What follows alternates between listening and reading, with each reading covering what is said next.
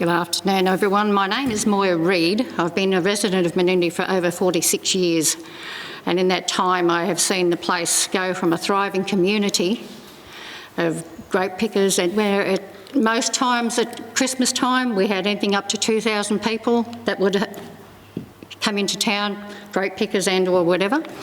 I've had a diverse working range as well.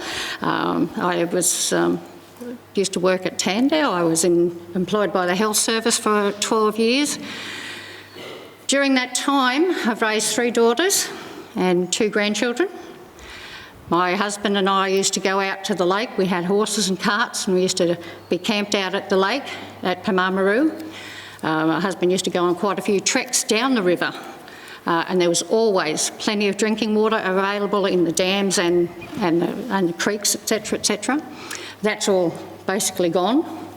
There was always feed available as you're travelling along. They used to go from here down as far as down as Wentworth with their horses, etc. The grape situation was one, it brought a lot of wealth into the town, and to see that now gone, it's just demoralising. I don't know how the Aboriginal people who lived here for years and years and years, how they actually feel, because it's tearing their heart apart, it's tearing their mother apart, which is their lifeblood, their river. My time on council, I spent quite a bit of time at Tilpa, more so at Wilcannia, and the general consensus, even then when I was on the council, was that there's something needs to be done. They seem to be forgotten. We're the forgotten people out here, beyond Dubbo. No one seems to know that we're here. And if we do start to rattle a few chains, say, oh, throw some money at them. But money is not the problem. It's the way that we've been treated over the years. It's the way we've been shunned by government, state and federal, over the years.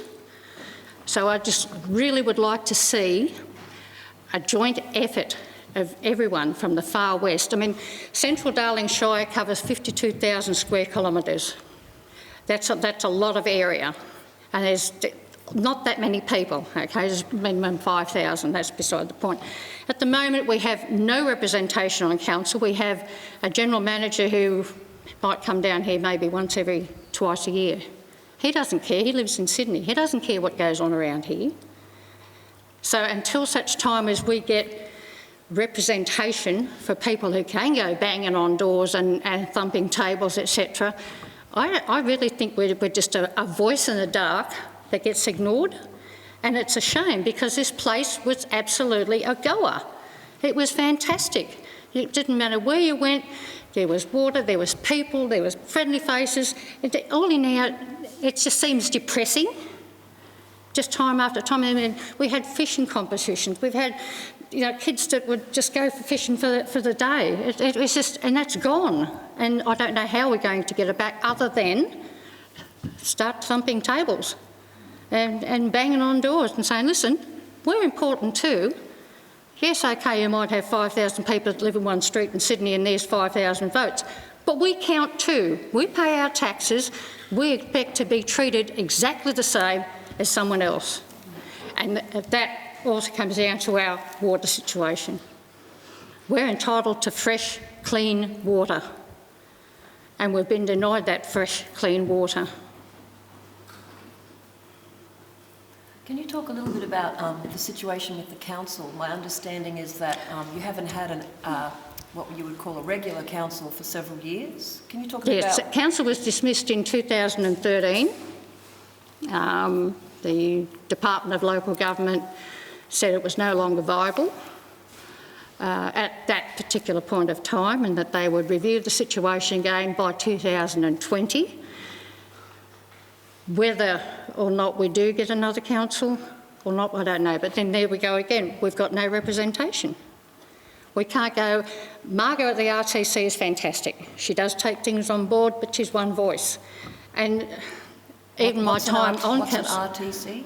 Pardon? What's an RTC? The Rural Transaction Centre, sorry. Oh, right, so she's the administrator? No, no, she's an employee. There's one administration for council, but Margot runs the Rural Transaction Centre. It covers a lot. There's a Centrelink office there. There's Aboriginal workers that come in there to apply for the dole, etc., etc. It also runs a school library, the same as the school has a library. So it's just a multi-purpose centre, for want of a better word. Did you say the General Manager lives in Sydney? Our General Manager at the moment is in Wilcannia, but yeah, the administrator, that's the General Manager, the administrator comes from Sydney. Right.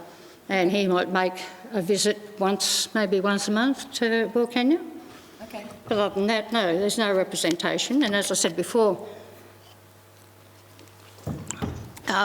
with the councillor, you're on call 24/7. You don't have any private time at all. 10 o'clock at night, you get a phone call, the tip's on fire, you know, just, well, okay, what would you like me to do? But you don't have that one-on-one anymore. And it's wrong, and it's wrong, and people should be able to voice their concerns and feel comfortable to go and talk to their local representative, which we used to have 4, and then the local government decided to break us down to 3.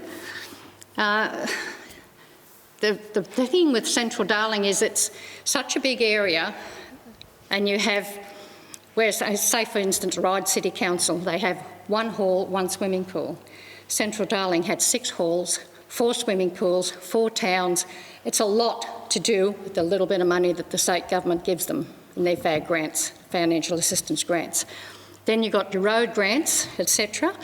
And that's the other thing. It's fine that this road's going to, they've allocated 25 million for the Poonkerry Road. That's great, because we've been going and asking for that road to be sealed for I don't know how long, for as long as I've been here, I think, or longer. And now to come along and say, oh look, we'll give you 25 million, that's going to do about 3 kilometres. And is it going to go from Menindee side all the way to Wentworth? It's not going to, that 25 million is not going to go that far. There was times when I was on council, we approached Mr Carl Scully, who was then the Minister for Roads. Could we get extra funding? Sorry, can't get state or federal funding because it's a council road. Now suddenly it's oh, look, we'll give them 25 mil. There's state and federal government. What's going on? Is there an ulterior motive to them taking the water from the lake, drying out this river? Is there an ulterior motive to them sand mining that lake out there? Is that what the problem is? I personally think it is. A few other people think it is. And if that's the case, then this place is never going to go ahead again. It's just going to dry up and blow away one day. And an interesting question is, why was the council dismissed in 2013? Because it would seem unusual to try to take away a council and then several years later I think there was just a few ulterior motives there as well. I mean, I'm not looking for Russians under the bed or anything like that. But there's always method in their madness to do the wrong thing in their mind as for the right thing. And I think this is one of those things.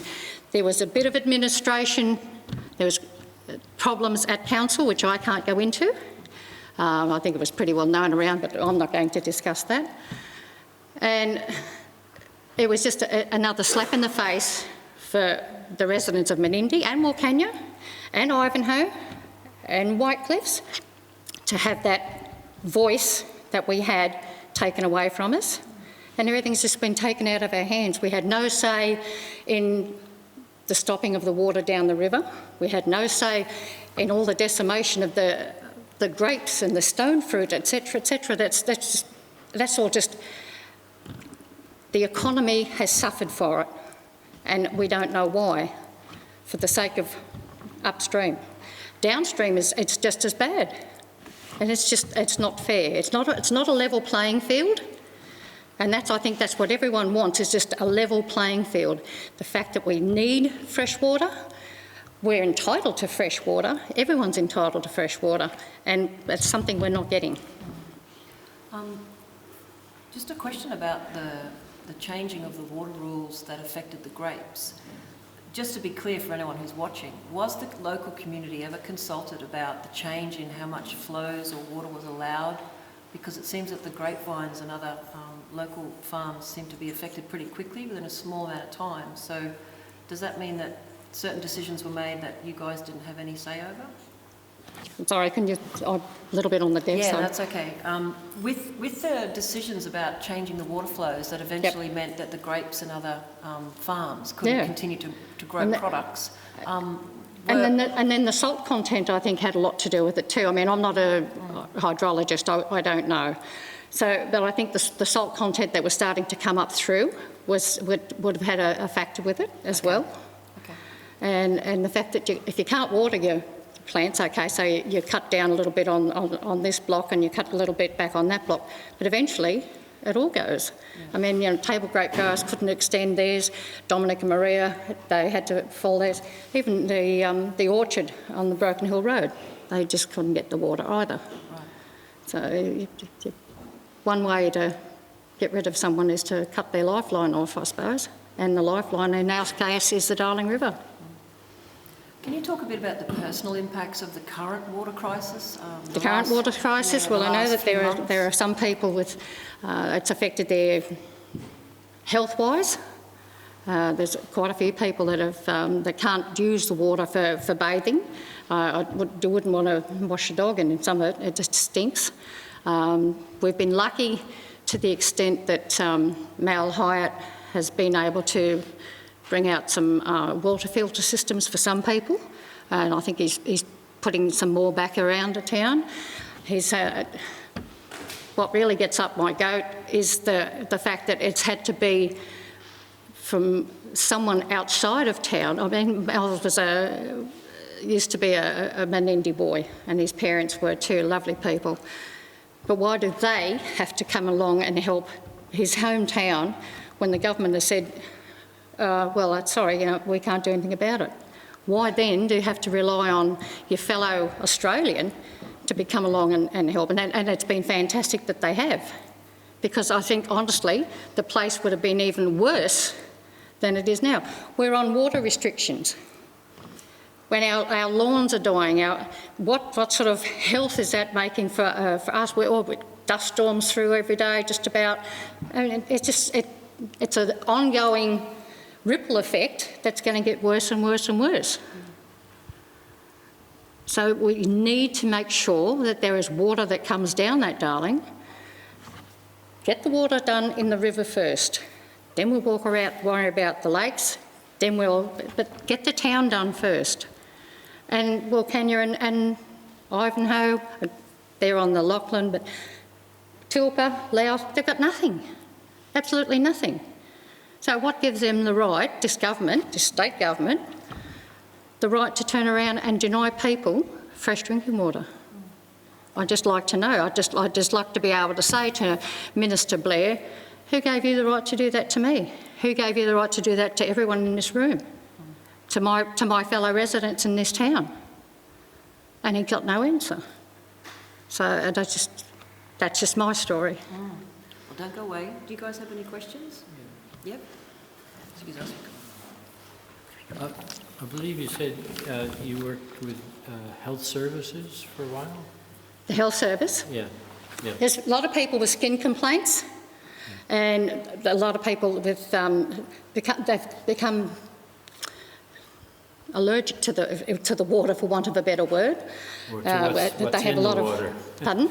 Or to what's in the water. Yes, yeah, exactly. If you leave the bucket of water out, it stinks within an hour or so. You leave it in the sun. It's just the smell that comes through is a very strong chemical taste to the water at times, a very strong chemical smell. So Lord knows what they're putting in there to make it more palatable. But and what effect is that having on us, who are trying to use it, to wash in it, to drink it, to use it for our cooking, etc.? It's got to have an effect on everyone.